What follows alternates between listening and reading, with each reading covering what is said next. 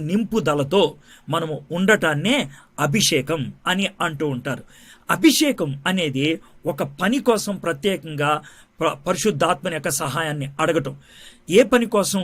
కేవలం ప్రసంగం చేయడానికే పరిశుద్ధాత్మని యొక్క అభిషేకం కావాలా? కేవలం మనము దైవికమైనటువంటి పని చేయడానికే అభిషేకం కావాలా అని అంటే అలా ఏం కాదు. అభిషేకముతో ఏ పనైనా మనం చేయొచ్చు. ఏ పనైనా అని అంటే పాత నిబంధనలో ఎడారిలో వాళ్ళు ప్రత్యక్ష గుడారం కట్టేటప్పుడు దేవుడు మోషేకు ఒక మాట చెప్తాడు. ఏమన్నా తెలుసా?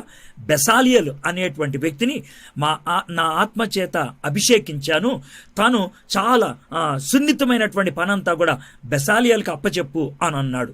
అని అంటే మామూలు ఆయన వడ్రంగి పనిలాగా చేసి ఉండేవాడేమో, లేకపోతే ఆయన టైలర్ లాగా పనిచేసి ఉండేవాడేమో, ఏదో మొత్తానికి ఒక వర్కర్. ఆయన హీజ్ ఓన్లీ అ వర్కర్. ఆ వర్కరు ఏం చేశాడు అనంటే పరిశుద్ధాత్మని యొక్క అభిషేకంతో చేశాడనమాట. కాబట్టి మీరు ఉద్యోగం చేస్తూ ఉండుంటారు. అక్కడ ఆ ఉద్యోగానికి వెళ్లే ముందు ప్రభువుని ప్రార్థన చేయాలి, ఆత్మక ప్రార్థన చేయాలి. నేను ఇప్పుడు ఉద్యోగం చేయడానికి వెళ్తున్నాను, నీ అభిషేకం కావాలి నాకు.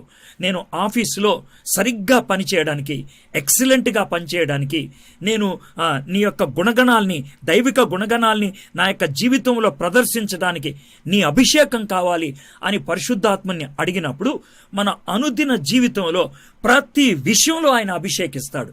చాలామంది ఏమనుకుంటారంటే అభిషేకం కేవలం దేవుని వాక్యం బోధించడానికే, లేకపోతే పరిచర్య చేయటానికే అని అనుకుంటారు. మనం దేవుని బిడ్డలంగా ఇది దేవుని కార్యం, ఇది లోక కార్యం అనేది ఉండనే ఉండదు. ఒకవేళ లోక కార్యం అనేది ఏదైనా ఉన్నదంటే అది పాపం అన్నమాట. మరి ఉద్యోగం ఏమవుతుందండి? ఉద్యోగం కూడా దేవుని కార్యమే. ఇంట్లో వంట చేసేది అది దేవుని కార్యమే. పిల్లలకి స్నానం చేపించి బడికి పంపించేది అది దేవుని కార్యమే. దేవుడు నీకు ఇచ్చిన పని అది. దేవుడు నీకు ఏది ఇచ్చినా కూడా దేవునికి విధేయత చూపిస్తూ నువ్వు చేసినట్లయితే అది దైవ కార్యం. కాబట్టి దేవుని బిడ్డలుగా ఇంగ్లీష్లో చెప్పాలంటే సెక్యులర్, సేక్రెడ్ అనేటువంటి తారతమ్యం ఉండదు.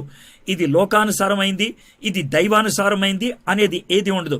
ఎవ్రీవేర్, ఎక్కడైనా సరే మనం దేవుని బిడ్డలంగానే ఉండాలి. పాత నిబంధనలో కొంతమంది పేర్లు చెప్తాను.